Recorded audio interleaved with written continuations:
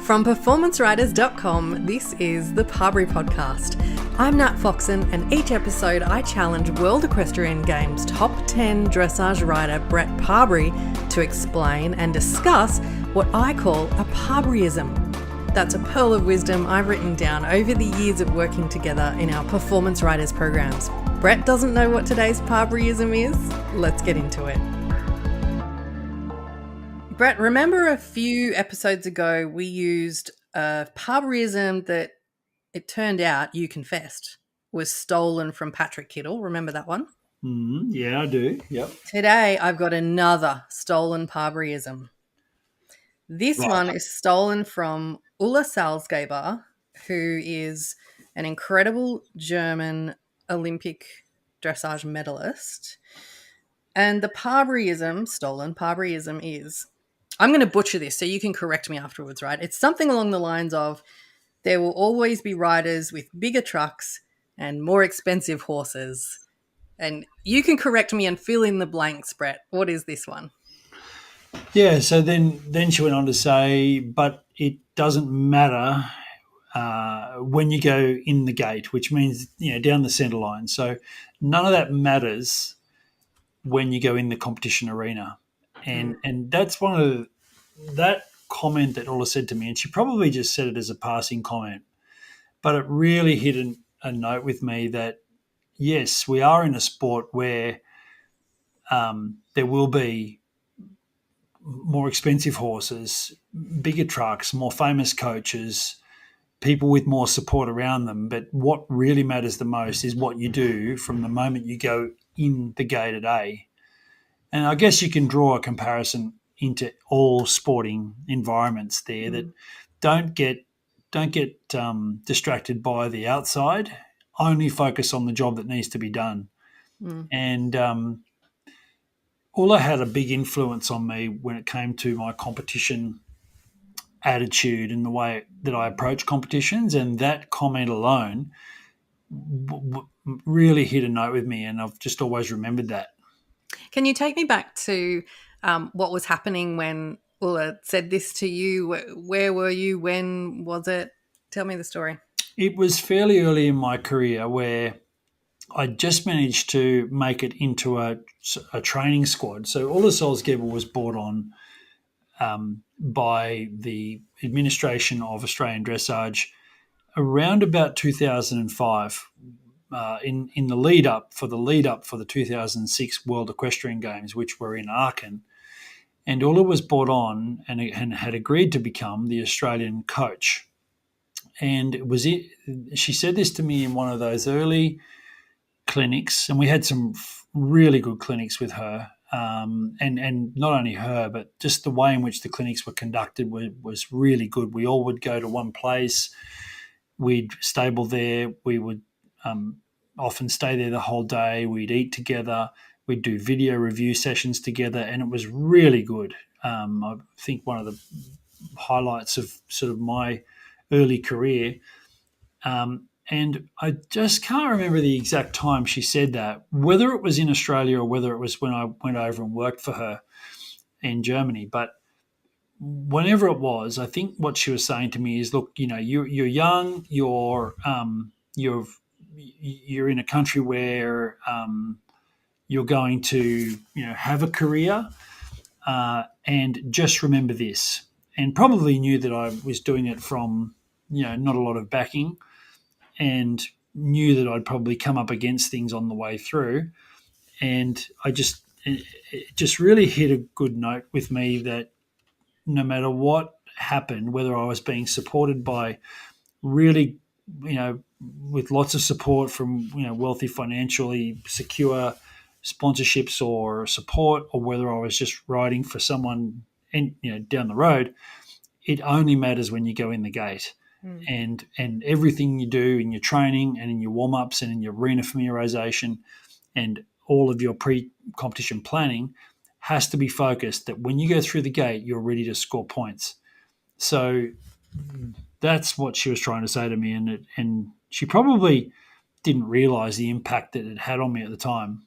Yeah, we should have her on the podcast and and tell her how much of an impact that had. She'd probably love that.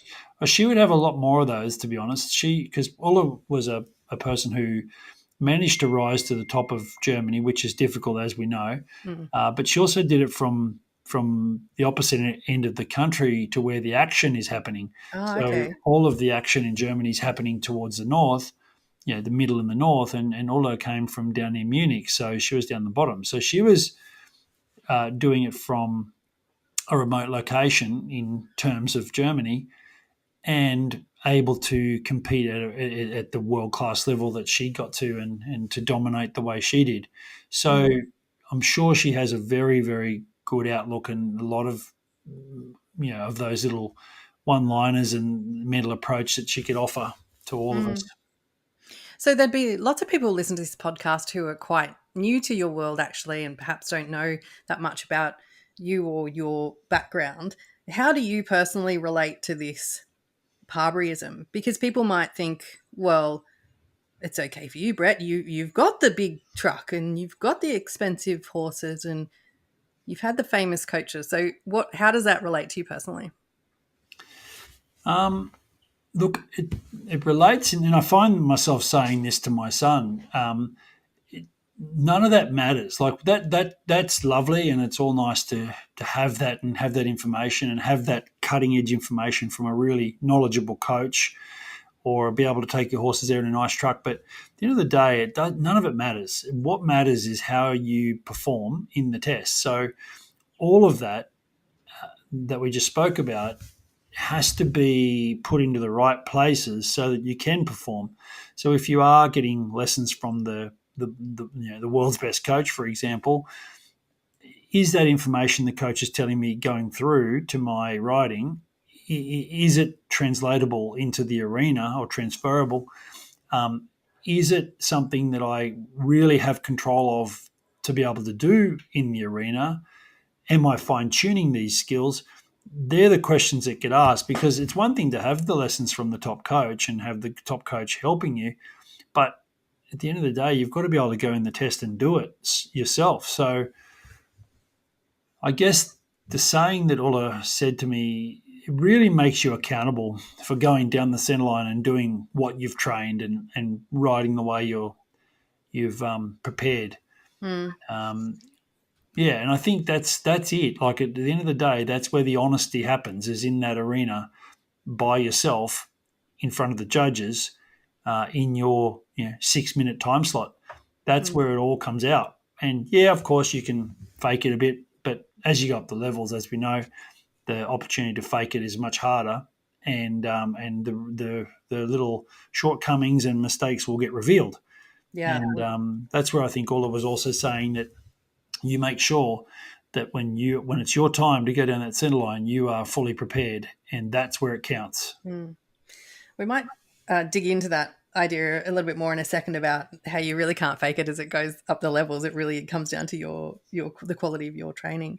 I think also maybe a bit of subtext to this particular stolen Parberyism is that there are no excuses, right?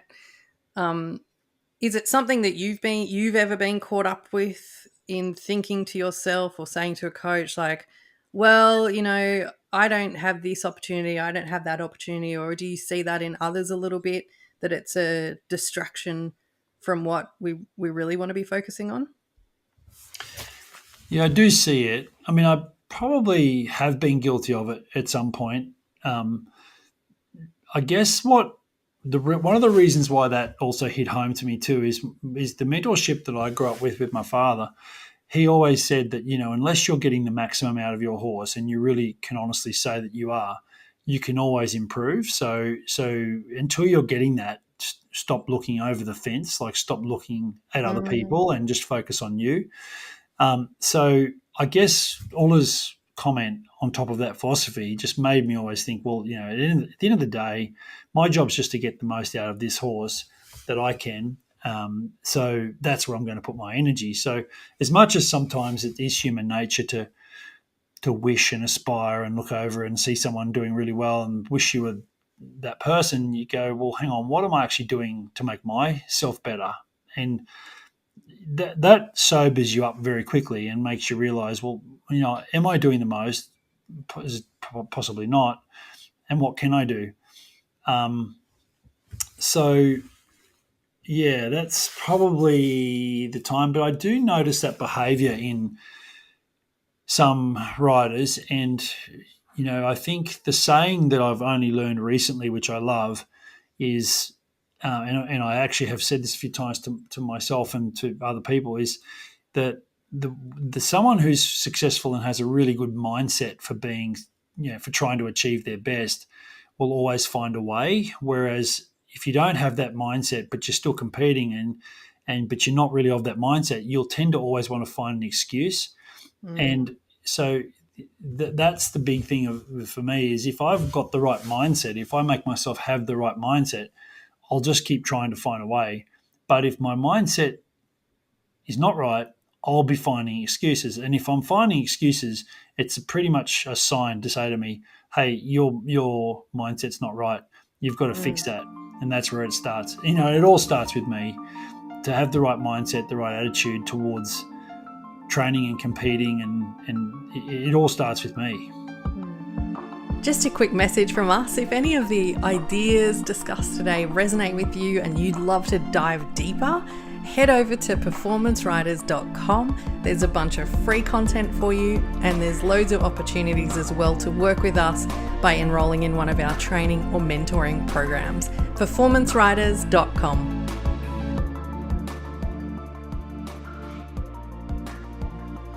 So the Parberyism we're talking about today was stolen from famous dressage rider Ulla Salzgeber, and there will always be riders with bigger trucks, more expensive horses, more famous coaches, and none of it matters as soon as you enter the arena. It's a level playing field. And can we probably call it borrowed, because stolen makes me... I like stolen, it's more dramatic. It is true. Can you tell us a story about a horse that you've competed? Maybe some of us will be familiar with the horse that you choose to talk about, that was perhaps not the most sort of expensive or glamorous or very fancy and over the top sort of horse that, of course, when it becomes famous at Grand Prix with you, then we all know about it and we think, wow, what an incredible horse.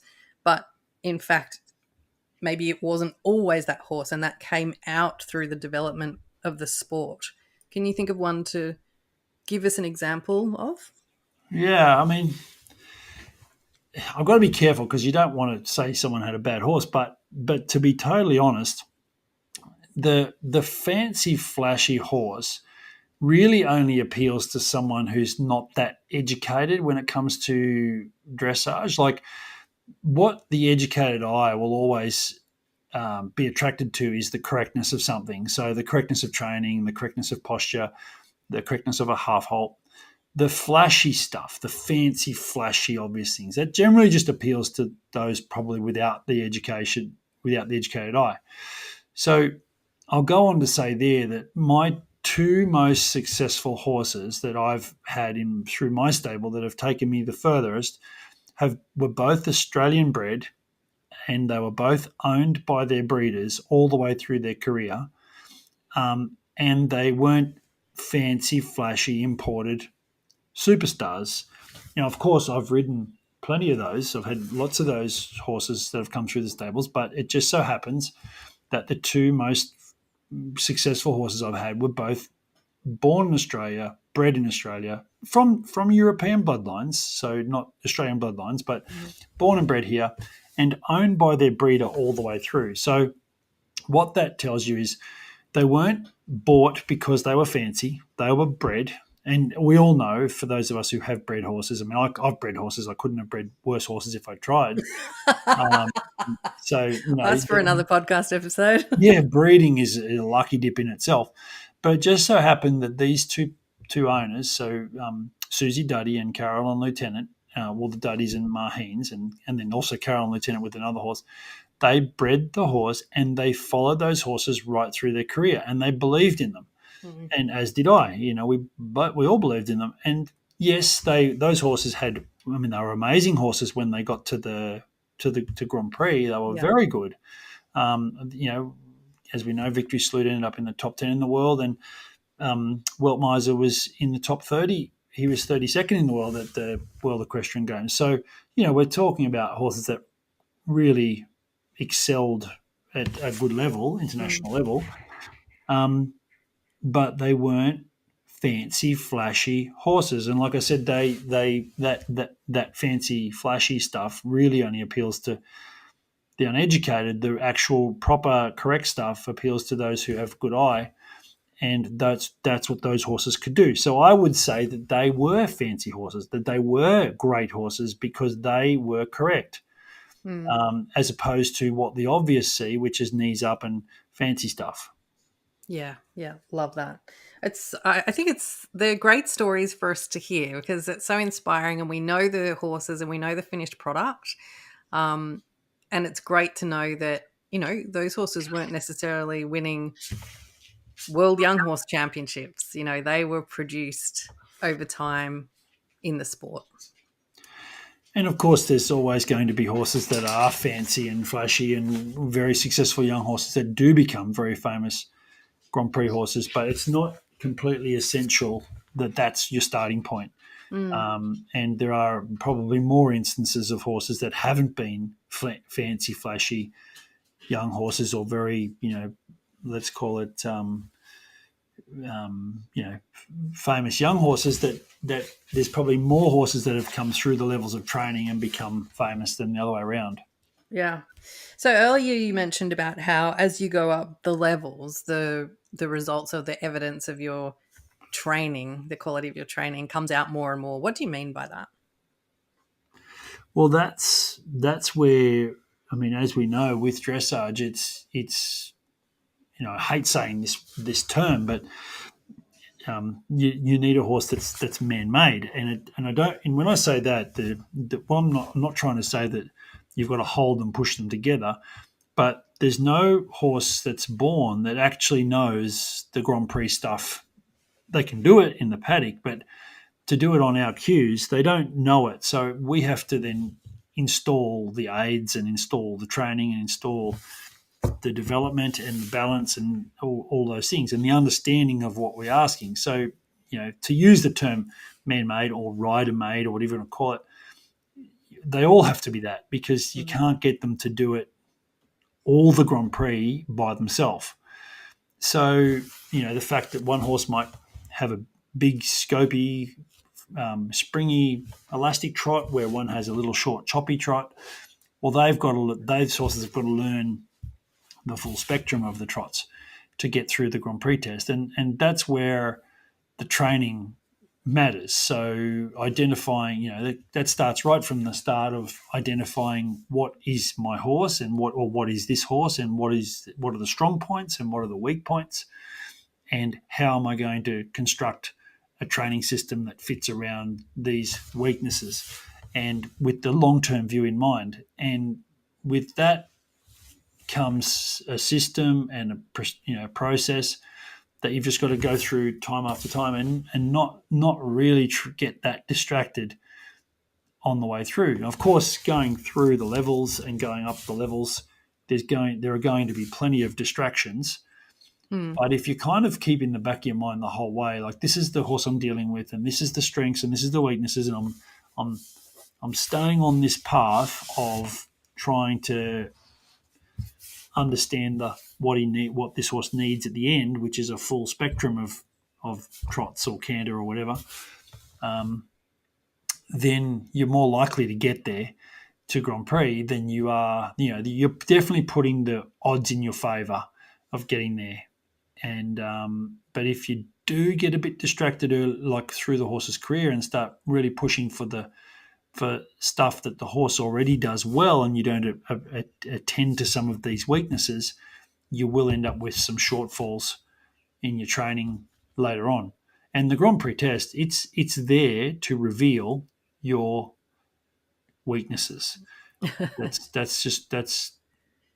It's a marvelous test. Like, it's a wonderful test. Whoever dreamt this up in the early days, they were smart, because they know exactly where everybody's weaknesses are, and they will be revealed if you haven't attended to it early enough in the horse's training.